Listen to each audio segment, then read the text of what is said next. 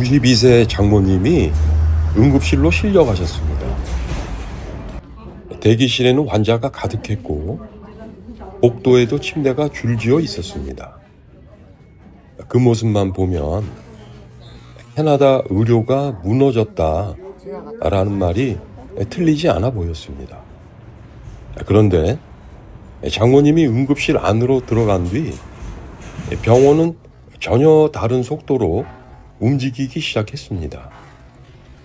캐나다에서 26년 살면서 병원을 여러 번 경험했지만 이번 8일 동안 응급실 안을 가까이에서 지켜보게 됐고, 그리고 제가 알고 있던 캐나다 의료에 대한 생각도 많이 바뀌었습니다.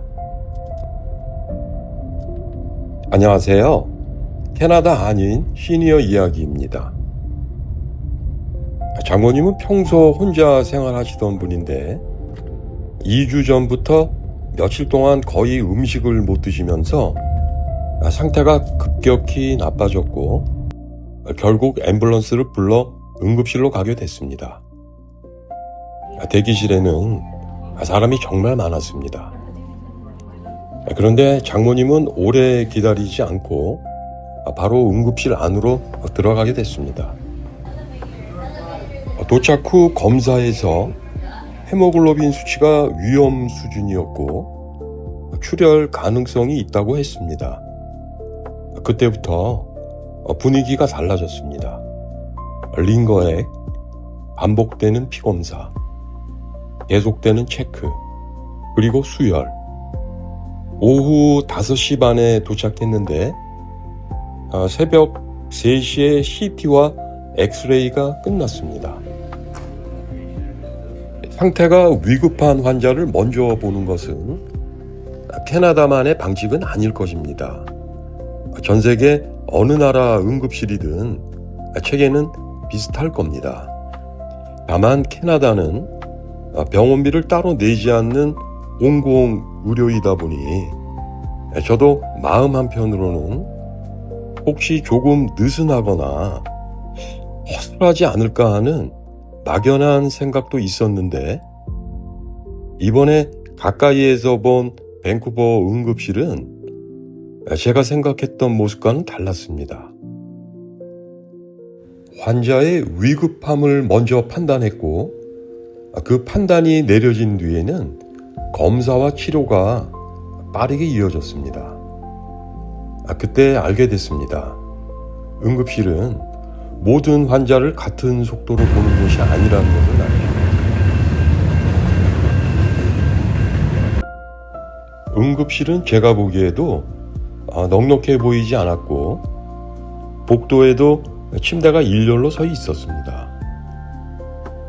그런데 가까이에서 지켜보니 환자마다 장비가 연결되어 있고 시간이 되면 간호사가 와서 상태를 확인하고 필요한 처치를 계속 이어갔습니다. 또 하나 눈에 들어온 것은 보호자가 없는 환자가 거의 대부분이었다는 것이었습니다. 그런데도 돌봄은 계속 이루어지고 있었습니다. 식사, 화장실, 몸을 닦아드리는 일까지 누가 요청하지 않아도 시간이 되면 간호사가 와서 처리합니다. 그 모습을 보면서 또 알게 됐습니다. 응급실 밖에서는 기다림이지만 일단 응급실 안으로 들어오면 그때부터는 병원이 책임지는구나.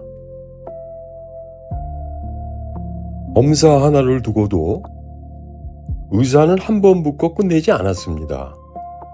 환자에게, 보호자에게 여러 번 확인했습니다. 그리고 끝까지 원하지 않으면 그 결정을 존중했는데 치료와 선택 두 가지를 같이 보고 있다는 생각이 들었습니다. 그렇게 8일 동안 치료를 받고 장모님은 무사히 퇴원하셨습니다. 수치도 중요했지만 병원은 계속 이걸 확인했습니다. 혼자 생활이 가능한가? 걷는지, 식사가 되는지, 화장실 이용이 가능한지 제가 보기엔 이 확인이 퇴원을 결정하는 중요한 기준처럼 보였습니다. 캐나다에서 26년을 살면서 병원을 여러 번 다녀봤지만 퇴원할 때마다 아직도 조금 어색한 게 있습니다. 한국에서는 원무과에 가서 퇴원 수속을 하고 병원비도 정산해야 하는데, 그런데 이곳 캐나다에서는 의사가 퇴원해도 된다고 하면 그냥 약 처방전만 받아 병원을 나옵니다. 병원비를 내는 것도 따로 수납하는 과정이 없기에, 그래서 매번 병원을 나오면서 정말 이렇게 그냥 가도 되나? 늘 뭔가 하나를 빼먹고 나오는 것 같아서 뒤를 돌아보게 됩니다. 그동안 내고 있던 세금이 실제 의료 현장에서 어떻게 쓰이고 있는지를 눈앞에서 본 것 같았습니다. 캐나다 의료가 완벽하다는 말은 아닙니다. 느리고 답답한 부분도 분명히 있습니다. 하지만 이번 일을 겪고 나니 그동안 유튜브에서 봤던 무너진 캐나다 의료, 응급실에서 기다리다 병이 더 커진다, 그런 모습만이 캐나다 의료의 전부가 아니라는 걸 알게 됐습니다. 밖에서는 기다림이 보였지만 안에서는 환자의 상태에 따라 검사와 치료가 계속 이어지고 있었습니다. 제가 막연하게 갖고 있던 생각도 이번에 많이 달라졌습니다. 나이가 들수록 병원에 대한 걱정은 사실 커집니다. 저도 마찬가지입니다.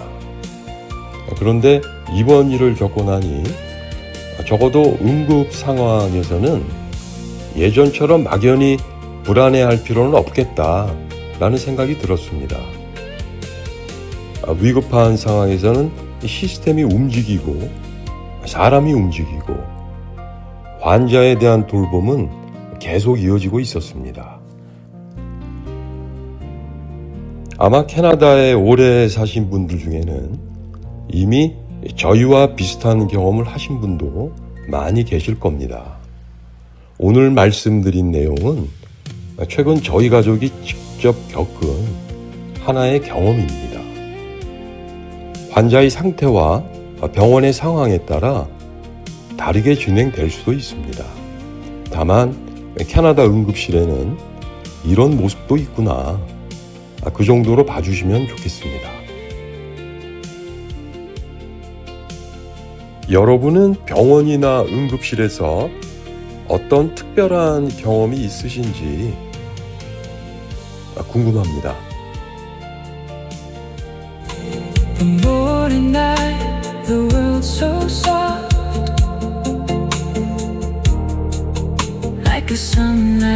오늘도 저와 함께 해주셔서 감사합니다. 그리고 늘 평안하십시오.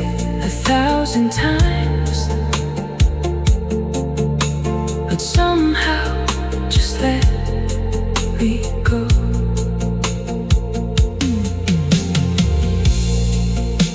I know it's been